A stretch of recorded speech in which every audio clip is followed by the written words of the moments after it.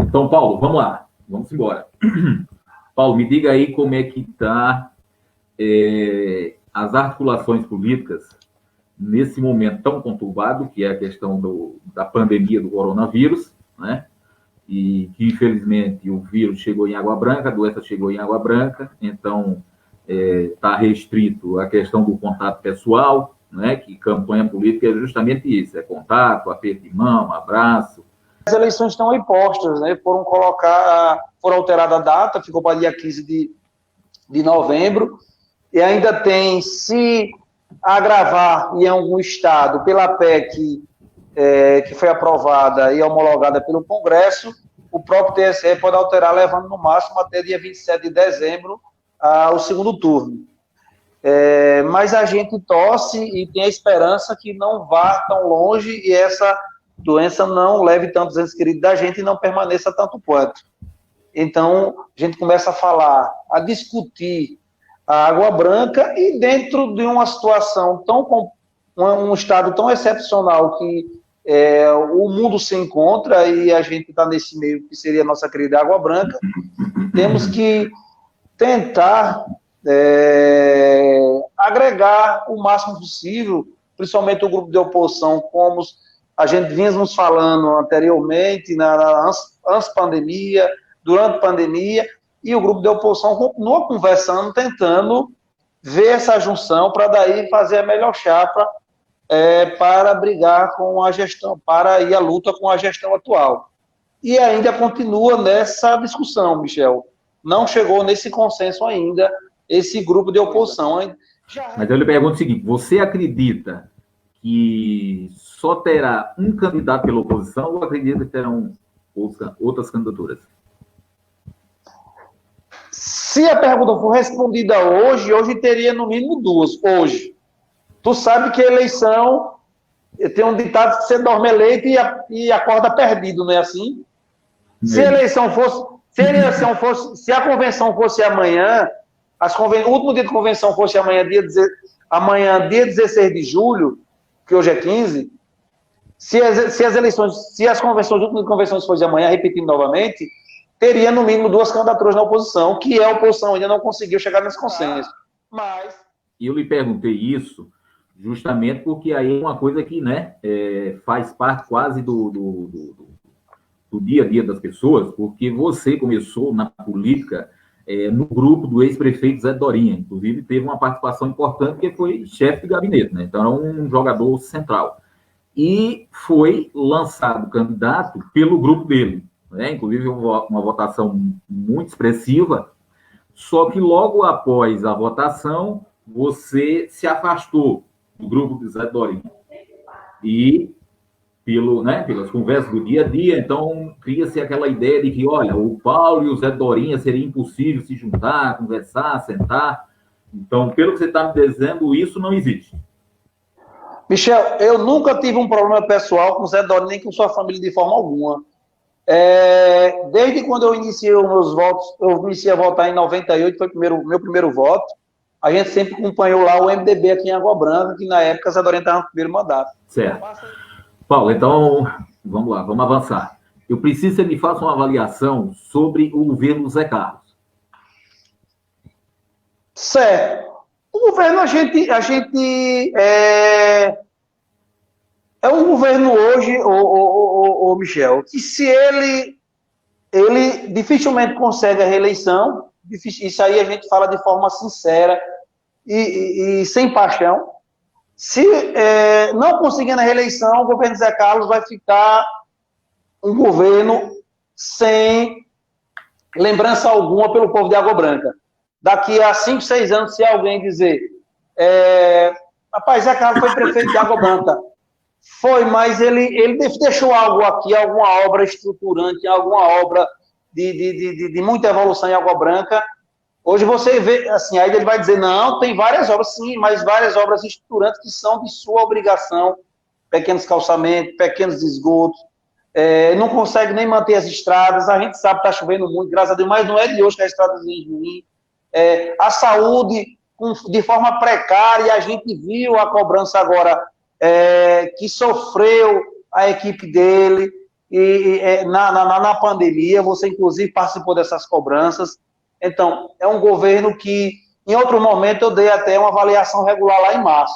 Mas, durante a pandemia, agora após, eu acho que essa avaliação cai aí para, no máximo, aí 35%, 40%. Realmente, na verdade, agora com a pandemia, foi quando ficou mais visível, né, a inoperância do prefeito Zé Carlos, né? Porque nós estamos indo para 4 anos e é como você disse, não existe nenhuma obra estruturante no município de Água Branca. A sensação é de que foi 4 anos perdidos, né? E agora, no combate à pandemia, ficou muito claro o despreparo da equipe dele, inclusive dele, né? E na época, eu convidei você para falar, convidei várias lideranças, todo mundo, né, se colocou de prontidão para falar, vocês correram, a oposição se juntou, fizeram uma carta, estenderam a mão para o prefeito e tal. Tentei falar com o prefeito, que é obrigação dele, certo? Falar. E um político, ele tem que falar. Eu sempre brinco que político é como cantor. Nunca vi um cantor e um político que não gosta de microfone, né? E aí o que acontece? Ele se negou a falar. Aí falou o secretário de Saúde.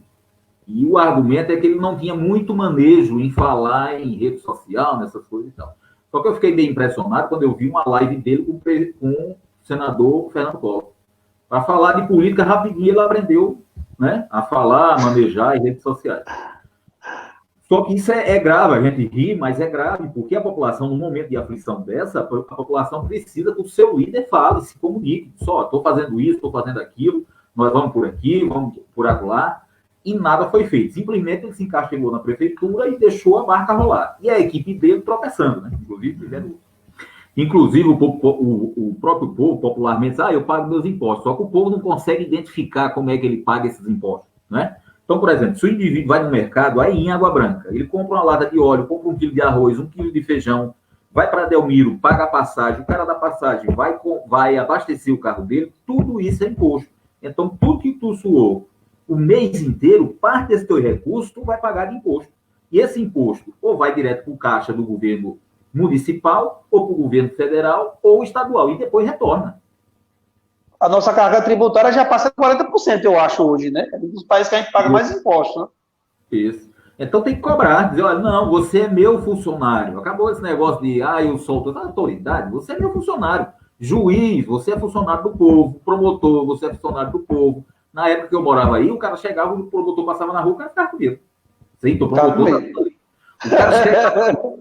O cara chegava no fórum, o cara com a cara amarrada, entendeu? Falava com o povo assim, era quase, sabe, quase, não, o que é? Não sei o que e tal. Pô, e o povo aí é simples, né? O povo precisa de carinho, de atenção. Imagina, num fórum, uma coisa altamente burocrática, ele não sabe nem o que fazer. E um promotor é funcionário público, ele é funcionário do povo, recebe dinheiro do povo, tem que atender bem, o juiz tem que atender bem, e que fique registrado que nessa pandemia, tanto o judiciário aí, quanto o Ministério Público, não agiram em nada. No Brasil inteiro, é o Ministério Público entrando com ação para forçar o governo municipal, estadual, federal a comprar máscara, a comprar respiradores, e aí nada foi feito. Não se apresentaram em nada. E é importante que se diga que o povo fique tranquilo, não tem que ter medo de falar de juiz, de promotor, porque eles são servidor público. Assim como se fala do vereador, do prefeito, tem que falar também e cobrar do Ministério Público e do Judiciário. Verdade, Tom Michel. Mas como o povo da gente é pacato, e o povo do sertão aqui do interior, o povo sempre não quebraram esse tradicionalismo ainda. De as maiores autoridades do município, você não dirigia uma palavra de cobrança. Não é nem de baixo calão, quiser nem se de cobrança. Tem pessoas que têm medo até de falar com o prefeito, de cobrar dele, porque tem alguém que está vinculado lá, que é parente. Se cobrar no outro dia, chega a cobrança de forma diferente, está entendendo? E o raciocínio aí é tão infantil na política, que é o seguinte, por exemplo, eu chego aqui e faço um vídeo aí cobrando o prefeito, certo? Aí, na verdade, os caras já me taxam como inimigo político, não é nem como adversário. Porque adversário normal, é como inimigo, ou seja, aquele cara ali que quer prejudicar o prefeito, não, estou cobrando. E eu estou fazendo a minha parte daqui como cidadão agabranquense, eu amo minha cidade, sou daí, meu orgulho de ser daí. E eu sei que aí tem uma dificuldade, que o povo, inclusive, tem medo, até pelas perseguições. Se falar, perde o empreguinho, o parente vai ser perseguido e tal. Então, daqui eu estou dando minha contribuição. Pouca, mas estou dando, né? Então, os caras falam assim, pô, às vezes faço uns vídeos aí falando daí, eu falo, às vezes fico muito exaltado, né? Porque eu também sofri, você também sofreu, que é família de agricultor, eu também, família humilde e tal, e nós sofremos tudo isso aí.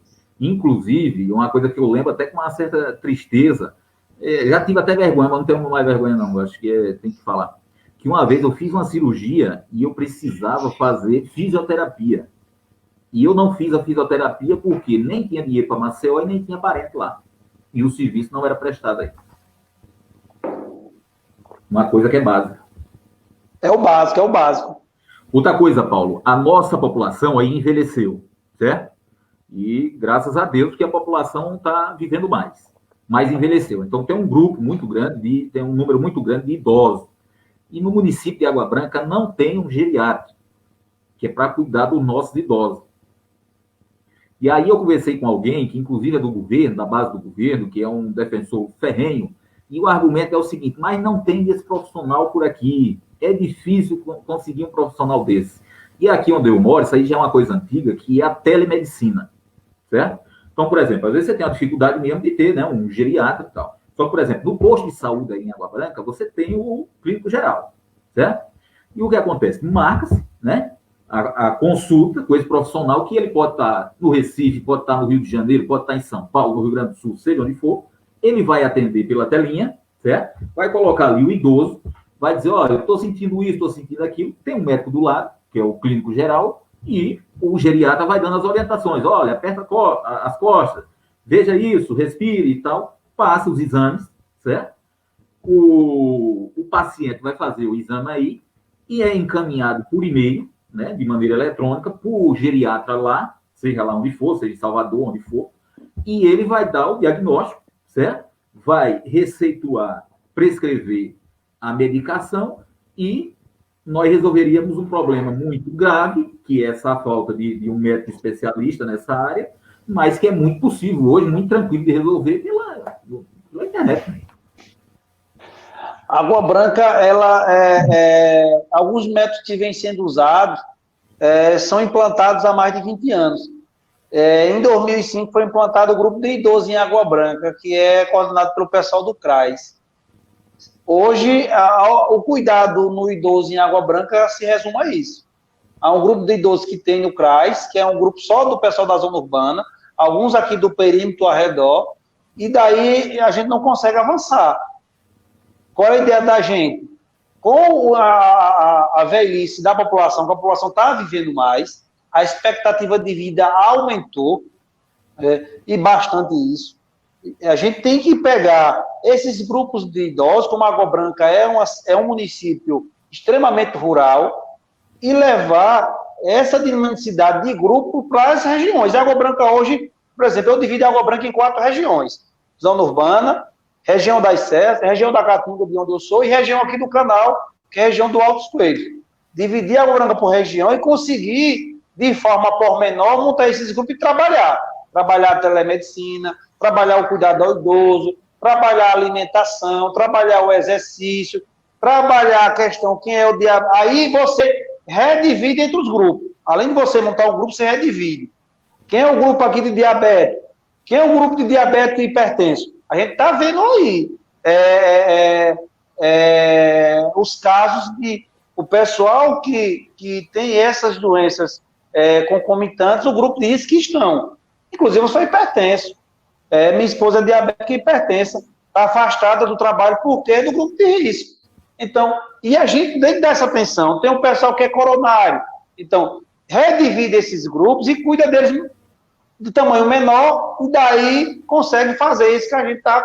Você terminou de comentar com a questão da telemedicina. Se não conseguir trazer um geriatra presencial, tem a telemedicina, que na região tem. Em Paulo Afonso, hoje, aqui na região, a gente encontra todas as especialidades, dificilmente você não encontra falta alguma. E consegue fazer isso, para a gente dar uma melhor atenção ao nosso idoso. Sim. Paulo, vamos dar uma avançada e nós vamos falar agora sobre a questão do turismo, né?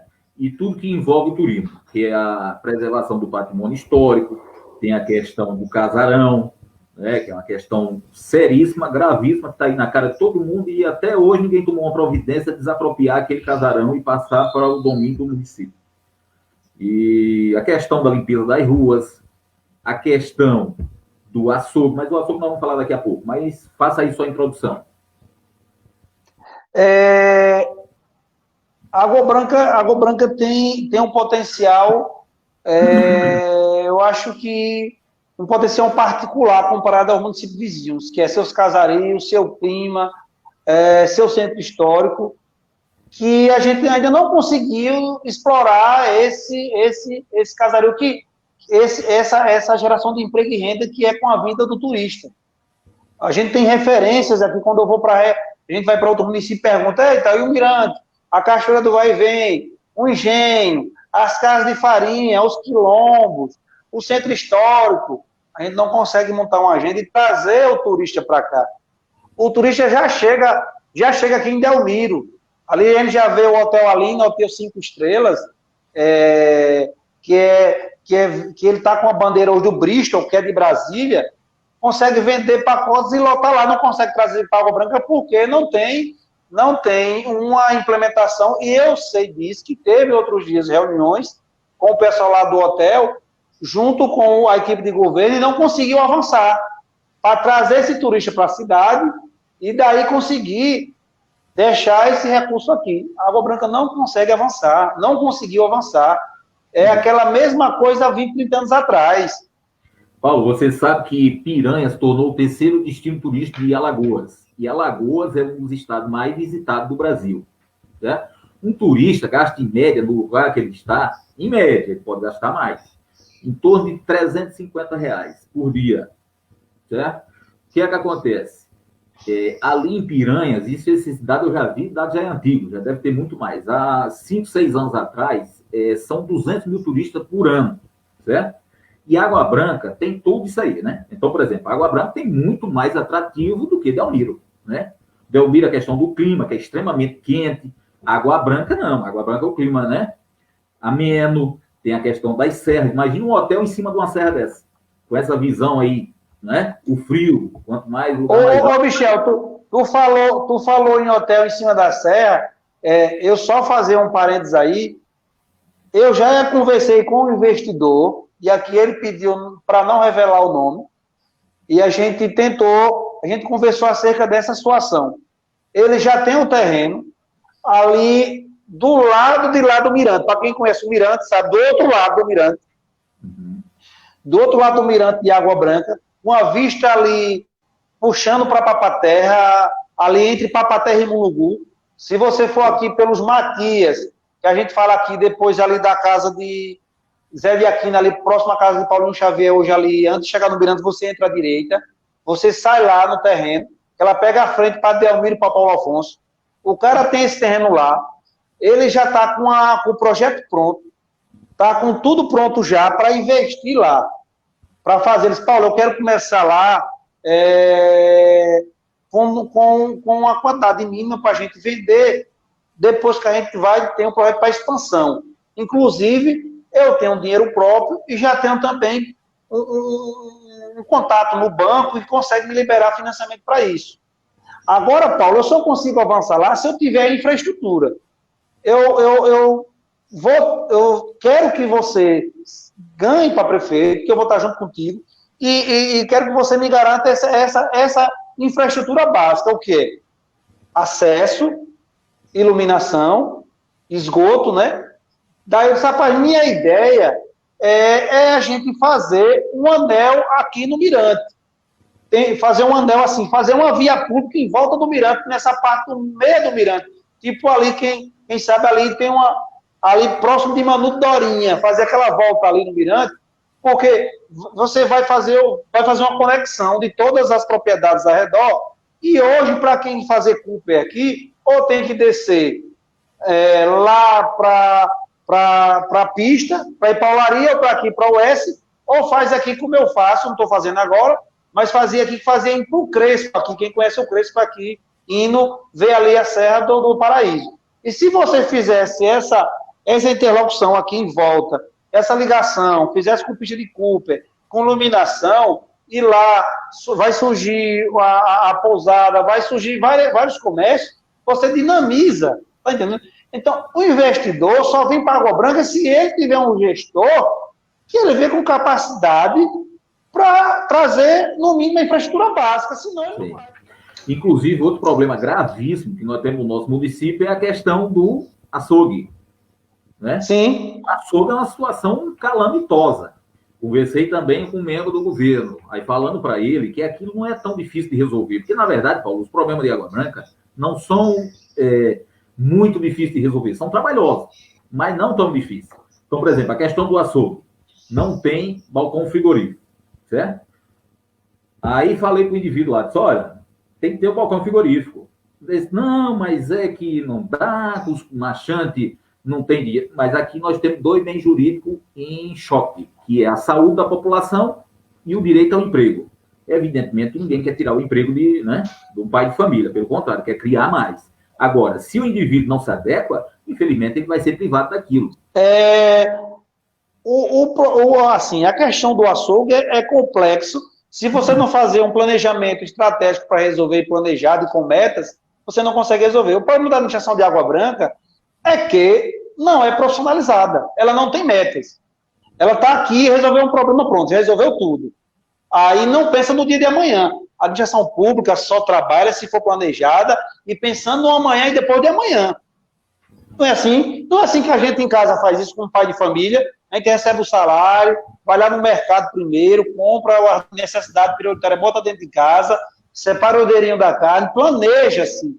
Aí depois, se sobrar algum dinheiro, vai para a questão supérflua, vai almoçar fora, vai fazer uma viagem, pagar suas contas. Então, o município de Água Branca dá para se notar que não tem um projeto estratégico para Água Branca de planejamento e desenvolvimento. Não tem. Inclusive, nem essa aí que você está dizendo, que é responsável pelo açougue, que é a agricultura, e nem a vigilância sanitária. Porque um animal, quando é abatido, Paulo, a partir de 6 horas, se ele não tiver em condições adequadas à carne, ela começa a apodrecer. Se tu está me dizendo que a carne fica exposta de maneira inadequada durante 24 horas, sem contar que é o seguinte, tem um indivíduo que compra carne que vai lá para o interior do município, só vai chegar lá, só Deus sabe a hora e naquele calor. Daí, quer dizer, quando chega lá, a carne já está podre. Está podre. Aí muitas vezes a gente recebia aquela notícia, não, fulano estava dormindo, teve uma dor e morreu. Ninguém morre de uma dor. Tem uma doença por trás da dor. E que doença é essa? Né? Aí ali no açougue, boca de lobo, esgoto, cachorro. Segunda-feira mesmo é aquela matilha de cachorro. É 20, 30 cachorros passeando para cima e para baixo. Agora imagina um turista vendo isso.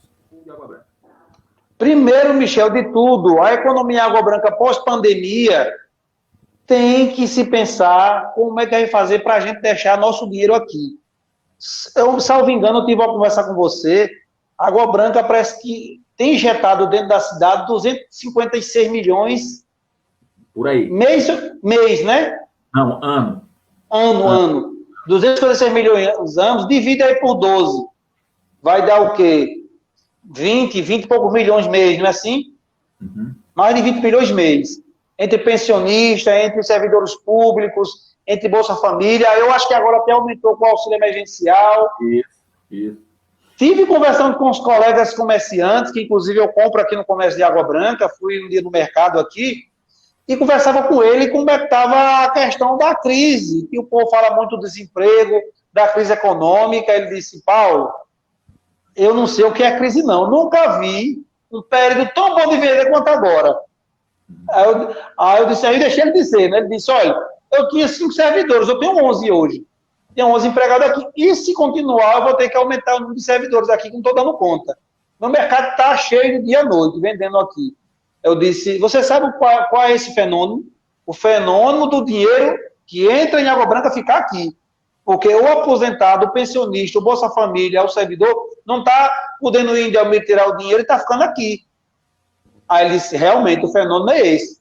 Então, comerciante, o gestor tem que pensar, pós-pandemia, como é que vai manter isso, porque a barreira vai estar liberada, como já está acontecendo. O cara vai poder descer de Almirapaz e comprar lá, e ir para o Afonso.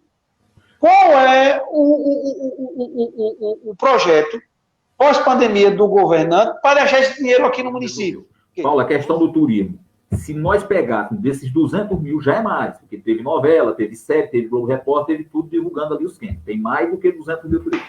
Se nós pegássemos 10% desse turista, uma média de R$350 que um turista gasta por dia, que ele pode gastar mais, ele pode chegar em Água Branca, se hospedar, ir num hotel, num restaurante, tomar uma cerveja e tal, mas ele pode, por exemplo, comprar uma peça de arte aí. Por exemplo, de Cristo, nozinho. Olha, Cristo, quanto é que essa peça? É 300, é 400, então um turista já gastou 1.000. Certo? Então, se nós pegássemos 10% disso aí, seria R$7 milhões a mais na economia de Água Branca por ano. E 10% é praticamente nada. Verdade, verdade. Se a gente consegue trazer o turista para cá, o turista não compra fiado, né? É à vista. É à vista. Já dizia meu velho pai, que Deus o levou. Você quer beber ou quer farrear, bebe e farreia quem pode. Se a gente vai fazer turismo, está farreando, porque a gente está com um dinheirinho separado para fazer o turismo. A gente não vai comprar fiado. Claro. Então é dinheiro vivo. A gente conhece a cidade de Ipirense quando é final de semana, agora não, que está prejudicado por a questão da pandemia, mas quando era final de semana, as cachaçarias que ficavam no centro fechavam o centro todinho, nem carro entrava. Água Branca aqui, é aquela bagaceira de carro dentro do centro, não tem nada. Enfim, rapaz, olha, tá um Deus nos acuda. Paulo. Michel, quero primeiramente agradecer os internautas que estão nos acompanhando aqui na plataforma aqui do Facebook. A gente atingiu um número bem grande, expressivo aqui de pessoas acompanhando de forma simultânea. Outras que mandaram mensagem de carinho aqui, a gente não pôde responder. Você estava seguindo o roteiro aqui, mas um abraço a todos aí que mandaram, o pessoal da coordenação, que nos ajudam nessa confecção aqui. Os pré-candidatos do PSD, o pessoal vem e nos ajuda a discutir Água Branca. A gente tem que montar um projeto revolucionário para a gente conseguir resolver os problemas estruturantes de Água Branca, para a gente conseguir resolver e dar uma maior dinamicidade ao nosso povo e uma política de qualidade ao nosso povo de Água Branca. Então, pessoal, obrigado mesmo, de coração, a todos que nos acompanharam. Um abraço a todos. Obrigado, Michel, por ter nos convidado aqui, pai, e ter nos ajudado aí. Já estamos aqui 1h25 discutindo Água Branca com o povo aqui nos acompanhando. Vai estar disponível lá na plataforma depois do vídeo da live. Obrigado mesmo, um abraço. Deus te cuide aí e um cheiro no coração do povo de Água Branca.